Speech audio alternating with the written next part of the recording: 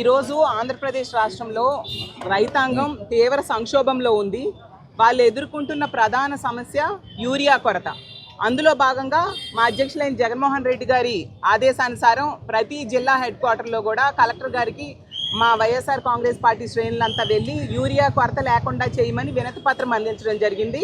ఈరోజు విశాఖపట్నం హెడ్ క్వార్టర్లో మా జిల్లా అధ్యక్షులైన కేకే రాజు గారు, అలాగే మా నియోజకవర్గ కోఆర్డినేటర్స్, జిల్లా పరిషత్ వైస్ చైర్మన్ గారు, మా వైఎస్ఆర్ కాంగ్రెస్ పార్టీ ముఖ్య నాయకులందరూ కలిపి కలెక్టర్ గారికి వినతి పత్రం అందించాము. మనందరము చూస్తే గతంలో జగన్మోహన్ రెడ్డి గారి పాలనలో రైతాంగం పెట్టుబడి నుంచి గిట్టుబాటు వరకు, విత్తనం నుంచి విక్రయం వరకు ప్రభుత్వమే చూసుకొని ఎంతో సంతోషంగా గడిపేవారు. జగనన్న ముఖ్యమంత్రి అయిన 3 నెలలకే ఈ రైతు భరోసా అందించడం స్టార్ట్ చేసి ప్రతి ఏడాది టెన్షన్గా ఇస్తూ 5 ఏళ్ళు కూడా రైతు భరోసా ఇవ్వడం జరిగింది. ఈరోజు చంద్రబాబు నాయుడు గారు ముఖ్యమంత్రి అయ్యాక, ఈ కూటమి ప్రభుత్వం అధికారంలోకి వచ్చాక మొదటి ఏడాది రైతు భరోసా ఎగ్గొట్టిన పరిస్థితి మన అందరం చూసాం. 10,700 కోట్లు రైతులకి బాకీ పడ్డారు వీళ్ళు. ఈరోజు రెండో ఏడాది వీళ్ళు 20,000 ప్రతి ఒక్క రైతుకి ఇస్తానని చెప్పి, ఏడాదికి ఇస్తానని చెప్పి 5,000 రూపాయలు మాత్రమే ఇచ్చి చేతులు దులుపుకున్న పరిస్థితి కూడా చూశారు రైతులందరూ. ఇప్పుడు ప్రధానమైన సమస్య యూరియా కొరత. ఈరోజు 85.25 లక్షల ఎకరాలు సాగుకి, ఖరీఫ్కి సాగుకు వస్తే దానికి కావాల్సిన యూరియా 19 లక్షల టన్నులు కావాలి. ఆ ఎరువులు 19 లక్షల టన్నులు ఎరువులు కేటాయించాలి గవర్నమెంట్. కానీ ఈరోజు తీసుకుంటే 16.5 లక్షల టన్నుల ఎరువులు మాత్రమే కేటాయించడం జరిగింది. గతంలో జగన్మోహన్ రెడ్డి గారి ముఖ్యమంత్రి కాలంలో ఎక్కడా కూడా ఎరువుల కొరత అనేది ఉండేది కాదు. రైతులందరూ కూడా ప్రతి ఏడాది కావాల్సిన ఎరువులు కానీ, పురుగు మందులు కానీ, విత్తనాలు కానీ మంచి క్వాలిటీతో ఆర్బీకేల్లో దొరికేవి. ఈరోజు తీసుకుంటే రైతులు ఆర్బీకేల దగ్గర పడిగాపులు పడుతూ ఉన్నారు యూరియా కోసం. మీరందరూ చూసిన పరిస్థితి ఇది. అందువలన ఈ యూరియా కొరత తీర్చాల్సిన అవసరం ప్రభుత్వం మీద వెంటనే ఉంది. అలాగే తీసుకుంటే వీళ్ళు దేనికి కూడా గిట్టుబాటు ధర కూడా ఇవ్వని పరిస్థితి మనం చూస్తూ ఉన్నాము. మిర్చికి గిట్టుబాటు ధర ఇవ్వడం ఈ విజనరీ ముఖ్యమంత్రికి చేత కాలేదు. అలాగే పొగాకుకి గిట్టుబాటు ధర ఇవ్వడం ఈ విజనరీ ముఖ్యమంత్రికి చేత కాలేదు. అలాగే టొమాటోలకి, అలాగే తీసుకుంటే మామిడికి కూడా గిట్టుబాటు ధర ఇవ్వడం చేత కాని పరిస్థితి మనం చూసాం. అలాగే పాపయాకి గిట్టుబాటు ధర ఇవ్వని పరిస్థితి మనం చూసాము. ఈ విధంగా అన్ని పంటలకు కూడా గిట్టుబాటు ధర ఇవ్వకుండా చంద్రబాబు నాయుడు గారు ఎంతసేపు కూడా స్పెషల్ ఫ్లైట్లో టూర్లు వెళ్ళడానికి, ప్రతి నెల కూడా ఫోటోషూట్లు ఇవ్వడం మీద దృష్టి పెడుతున్నారు తప్ప రైతాంగం గురించి పూర్తిగా గాలికి వదిలేశారు. మొన్ననే తీసుకుంటే శ్రీకాకుళం జిల్లా సరుగుజుల మండలం రొట్టవలస గ్రామంలో ఎరువులు ఇస్తానని చెప్పి రైతులందరినీ పిలిచి వాళ్ళకి ఇవ్వకుండా తెలుగుదేశం పార్టీ అనుయాయులకే ఇచ్చుకోవడం వలన అక్కడ కోట్లాడుకున్నారు రైతులు ఎరువుల కోసం. అంటే వ్యవసాయ శాఖ మంత్రి గారి సొంత జిల్లాలోనే ఇలాంటి పరిస్థితి ఉంటే రాష్ట్రం అంతా ఎలాంటి పరిస్థితి ఉందో అర్థం చేసుకోవచ్చు. ఈరోజు ముఖ్యమంత్రి గారు చంద్రబాబు నాయుడు గారు, డిప్యూటీ సీఎం గారు, అలాగే లోకేష్ గారు వాళ్ళు స్పెషల్ ఫ్లైట్లకి వెచ్చించే మొత్తంలో కొంతైనా ఈ యూరియా కొండం మీద వెచ్చిస్తే చాలా సంతోషం. అలాగే తీసుకుంటే వీళ్ళు కేంద్రం మీద ప్రెషర్ పెట్టే పరిస్థితిలో ఉన్నారు. కేంద్రము కూటమి ప్రభుత్వం మీద ఆధారపడి ఉంది. వీళ్ళు ఎంపీల మీద కేంద్ర ప్రభుత్వం ఆధారపడి ఉంది. వీళ్ళు ఖచ్చితంగా కేంద్రం మీద ఒత్తిడి తీసుకొస్తే వీళ్ళకి కావాల్సిన, ఈ రాష్ట్ర ప్రజలకు కావాల్సిన, ముఖ్యంగా రైతులకు కావాల్సిన గిట్టుబాటు ధర కేంద్రం ఇస్తూ ఉంది. వీళ్ళు అవేమీ చేయకుండా ఎంతసేపు తమ కేసుల నుంచి తప్పించుకోవడం కోసం చంద్రబాబు నాయుడు గారు ఈ విధంగా కేంద్రంతో లాలూచి పడి రైతులకి మోసం చేస్తూ ఉండే పరిస్థితి కనిపిస్తూ ఉంది. రాష్ట్ర వ్యాప్తంగా కూడా రైతాంగం ఈరోజు తీవ్ర సంక్షోభంలో ఉంది. ఆ సంక్షోభం నుంచి గట్టెక్కించాలి. అలాగే యూరియా కొరతని తక్షణమే లేకుండా చేసి రైతులకి యూరియా అందేట్టుగా చేయాల్సిందిగా మా వైఎస్ఆర్ కాంగ్రెస్ పార్టీ డిమాండ్ చేస్తూ ఉంది. సెలవు తీసుకుంటున్నాను. అందరికీ నమస్కారం. ఈరోజు ఆంధ్రప్రదేశ్ రాష్ట్ర ప్రభుత్వం, ఈ కూటమి ప్రభుత్వం, ముఖ్యమంత్రి చంద్రబాబు నాయుడు గారు ఈ రాష్ట్రంలోని ఉన్న అన్ని వర్గాల వారి మీద కూడా ఏదో పగతో ఉన్నట్టు, కక్ష కట్టినట్టు ఈ ప్రభుత్వం వ్యవహరిస్తూ ఉంది. ముఖ్యంగా రైతులకు సంబంధించి ఎన్నికలకు ముందు అన్నదాత సుఖీభావ అని, అన్నదాత సుఖీభావ కాకుండా జగన్మోహన్ రెడ్డి గారు ఏదైతే వైఎస్ఆర్ కాంగ్రెస్ పార్టీ ప్రభుత్వ హయాంలో రైతు సంక్షేమం కోసం, రైతు అభ్యున్నతి కోసం, రైతు ప్రగతి పదంలో పయనించడం కోసం, ఆ కుటుంబాలని సంతోషంగా ఉంచడం కోసం వైఎస్ఆర్ కాంగ్రెస్ పార్టీ అమలు చేసిన ప్రతి పథకాన్ని అమలు చేస్తాం. అది కాకుండా అవి కాకుండా జగన్మోహన్ రెడ్డి గారు వైఎస్ఆర్ కాంగ్రెస్ పార్టీ చేసిన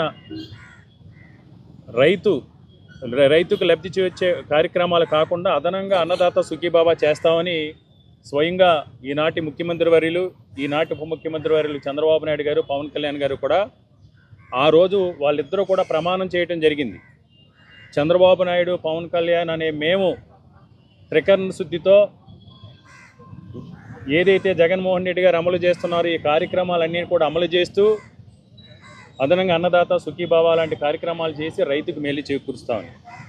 కానీ ఎన్నికల్లో గెలిచిన తర్వాత ఏదైతే జగన్మోహన్ రెడ్డి గారు తీసుకొచ్చారో విత్తు నుంచి మద్దతు ధర వరకు కూడా రైతు భరోసా కేంద్రాల ద్వారా ఈ దేశానికి ఆదర్శంగా నిలిచే విధంగా రైతు భరోసా కేంద్రాలను తీసుకొచ్చి విత్తనాల పంపిణీ దగ్గర నుంచి మద్దతు ధర కల్పించి కొనుగోలు వరకు కూడా చాలా సమర్థవంతంగా కర్షకులందరూ కూడా సంతోషపడే విధంగా కార్యక్రమాలు చేస్తే ఈరోజు రైతు మీద కక్ష కొట్టిన విధంగా నిన్న కాక మొన్న కూడా మనం చూసాం. చంద్రబాబు నాయుడు గారు స్వయంగా నేను ఉండగా ఆయన ఉండగా రైతు భరోసా అనేది ఉండదంట. అసలు ఎంత నిస్సిగ్గుగా ఈరోజు రైతులను మోసం చేసే ప్రయత్నం చేస్తూ ఉన్నారు. ముఖ్యంగా అన్నిటికంటే కూడా ముఖ్యంగా ఈరోజు ఈ రాష్ట్రంలో వ్యవసాయ రంగం సంక్షోభంలో ఉంది. చంద్రబాబు నాయుడు గారు అన్నదాతలు ఉసురు తీసుకుంటూ ఉన్నారు. గత ప్రభుత్వ హయాంలో వైఎస్ఆర్ కాంగ్రెస్ పార్టీ ప్రభుత్వ హయాంలో జగన్మోహన్ రెడ్డి గారి నేతృత్వంలో సంవత్సరానికి 13,500 కోట్ల రూపాయలు చొప్పున రైతులకు అందరికీ కూడా అందించి అన్నదాతకి తోడుగా నిలిచిన పరిస్థితులు మనం చూసాం. ఈరోజు రైతు భరోసాకు సంబంధించి వీళ్ళు సంబంధించి ఏదో అన్నదాత సుఖీభావం సంబంధించి 2 ఏళ్ళకు గాను 40,000 రూపాయలు ఈ రాష్ట్రంలో ఉన్న రైతులకు బాకీ ఉంటే కేవలం కంటి తుడుపు చరిగా ఒక 5,000 రూపాయలు ఇచ్చి 5,000 కోట్లు 40,000 కోట్లు 40,000 కోట్లకు గాను 5,000 కోట్ల రూపాయలు కంటి తుడుపు చరిగా ఇచ్చి ఈరోజు చేతులు దులుపుకునే ప్రయత్నం చేస్తున్నారు.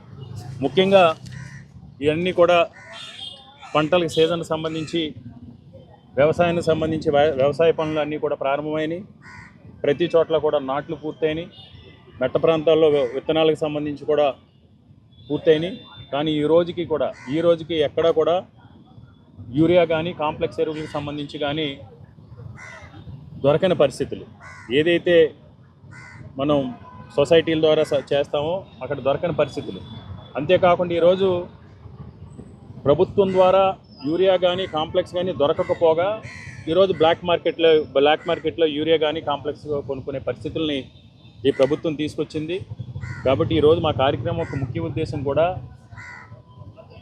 ఆరుగాలం కష్టపడి కాయకష్టం చేసి పంటలు పండించి ఈ దేశానికి అన్నదాతలు కొన్నవంటి రైతు సంక్షేమంగా ఉంటేనే, రైతు సంతోషంగా ఉంటేనే ఆ రాష్ట్రం కానీ ఆ దేశం కానీ వృద్ధిలోకి వస్తుంది. ముఖ్యంగా భారతదేశం అన్నా, ఆంధ్రప్రదేశ్ రాష్ట్రం అన్నా, భారతదేశం అంటే వ్యవసాయాధారిత దేశం, ఆంధ్రప్రదేశ్ అంటే అన్నపూర్ణగా ప్రసిద్ధి.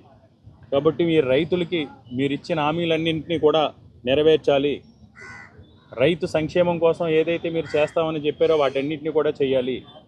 ముఖ్యంగా ఈరోజు విత్తనాల్లో కల్తీ, ఎరువుల్లో కల్తీ, పురుగు మందుల్లో కల్తీ, పోనీ కల్తీ అన్న సక్రమంగా అమలు చేస్తున్నారంటే ఆ పరిస్థితి కూడా లేదు.